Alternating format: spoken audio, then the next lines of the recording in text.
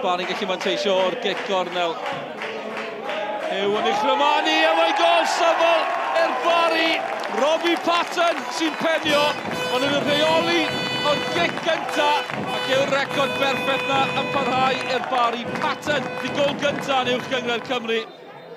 Chris Jones dros y bil i Llanelli, mae'n un dda. Ond y Barri'n gwneud digon. O, dyn nhw'n wedi clyrio hwnna'n gyfforddus. Beth yn y byd oedd yn digwydd fel yna, mae'n ei taro yn syth yn ôl. Fel am smonach gan y Barri, mae Llanelli yn dathlu.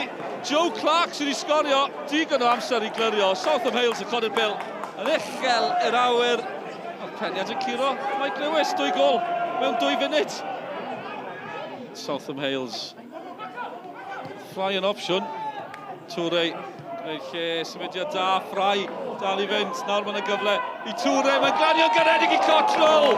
Arbediad da gan Davies, gadw'r Barri allan. Jordan Cottrell ar cyfle. Oli Davies, neud i waith yn y gol. Gymaint o le gan Follows yn y canol. Ambell i Rhys Gwyn o'i flaen, Clark follows, mae'n gyfuno Gampus ar hyn o bryd am symudiad am arbediad Lenny Evans ar ergyd symudiad gorau'r gêm i Llanelli.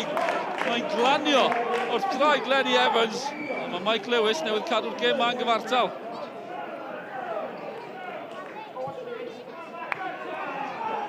Mae'n di llusgon o draw un ochr y cae sy'n gynnag i byna le i Southam Hales.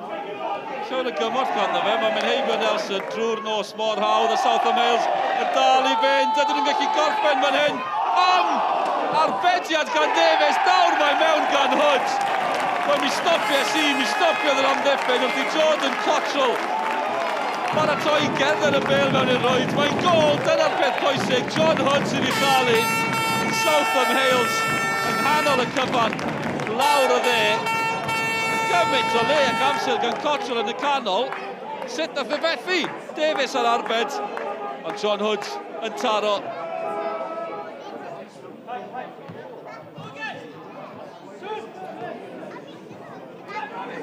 Dach chi siomedig yr ail hanner i Llanelli, ond pan mae Loveridge yn cael y bel, gath unrhyw beth ddigwydd. Lenny Evans, syth at Mike Lewis, mae wedi taro to. Anhygol, anhygol. Chwaraewyr y Barri dal i pennau. A fe ddylsen nhw hefyd, allan o ddim byd. Mae Llanelli yn gyfartal unwaith eto.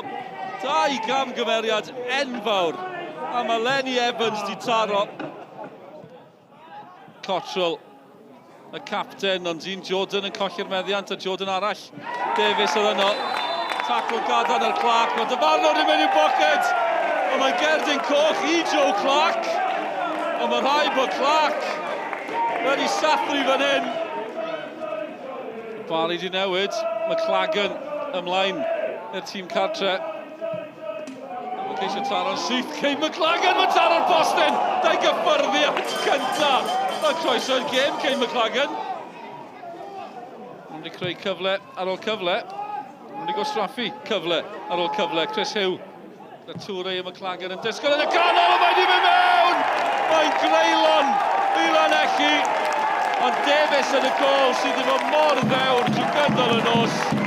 Colli golwg ar y bil. Ydyn nhw'n fynd o un pen y cae i'r llall, y Barri. Wel, mae McClagan di disgyn. Ond y bas yn dod nôl ato fe. O, mae yna Gerdyn Coch! Gerdyn Coch yn syth! Chris Thomas sy'n cael ei ddanfon o'r cae. Dwi'n yn gallu credu'r peth. Nid am y tro cyntaf tymor yma. Mae Gerdyn Coch yn ymddangos. Hugh a Toure. Patton. Yn mynd o'r chwith i'r dde. Edrych am y bylche. A mae'r bwlch yn ymddangos yn sydyn. Y Barri drwodd! Gol wych i orffen y cyfan. Yr eilydd sydd wedi taro. Clayton Green i sicrhau'r fuddugoliaeth. A mae'r record rhyfeddol yma ar Barchenner yn parhau. Edrychwch ar y Chris Melin yn cywio am hon. Ond Davies allan yn dyrnu. Green edrych am un arall. Dal o'r postyn. Ond mae'n beder am o'r 9-10 di brwydro Morgan i fod yn 10. Paul Morgan ymlaen. Chris Hugh wedi gadael. Nhw'n dal i ymosod. McLagan. Yw e'n cael gol! Kane McLagan. Mae'n 5 i'r Barri. A mae Kane McLagan i cicio i bedwaredd o'r tymor. Mae'n 5. Gavin, congratulations on 2 counts. You won the game, and the curse of the manager of the month didn't strike at Jenner Park tonight. Yeah, I was worried about that, I'll be honest with you. Listen, great to have the award. You know, the boys been fantastic for us, and yeah, it's, you know, it's the old adage, but it's a rich reward for everyone for their hard work. What about tonight? It was a strange game to watch because you looked in control, but you kept letting them back in. Yeah, 2 disappointing goals for us to concede, which has been unlike us. But in reality, you know, those types of games are quite hard to play in. You know, Llanelli came with a game plan, you know, came to frustrate, and not for the first time this season. We've broken a team down late on, and delighted with my lads tonight. I'd be interested to see the stats later on, but thought we moved the ball brilliantly at times, but got to the final third, and maybe our quality in the final third let us down at times. And how nice, how important is that 100% home record now? Yeah, it means everything to us, you know. You can see it means a lot to everyone else that comes to watch us as well. And, you know, we want to make Jenner Park a tough place, an enjoyable place to come, but a tough place to play football. And so far, the lads have been fantastic. And tonight, it's still in third, but level on points with the new Saints, the champions. That must be a lovely sight when you look at the league table.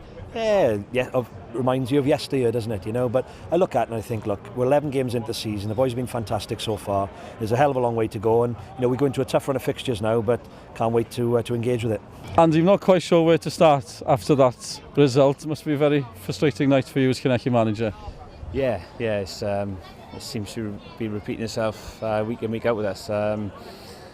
We just, you know, we're not getting the decisions our way. I feel. I thought it was a good game until the sending off. Personally, I didn't think it was a sending off.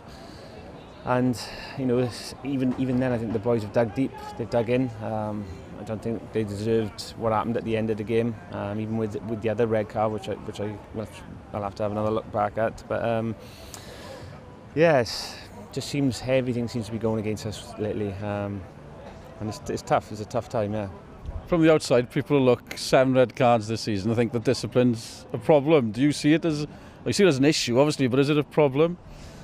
To be fair, I think the other reds that we've had, possibly, you know, they were arguably were reds. But the 2 tonight, I thought were really soft. You know, I think to give a red card, you could be 100% certain, and you know, I don't think anybody in the stadium was. So yeah, as I said, we have to have a look back and see if we can appeal them. But yeah, we talk about it every week about discipline. We talked about it and we tried to address it last week. But I thought the boys today, I thought they were very harsh down by it.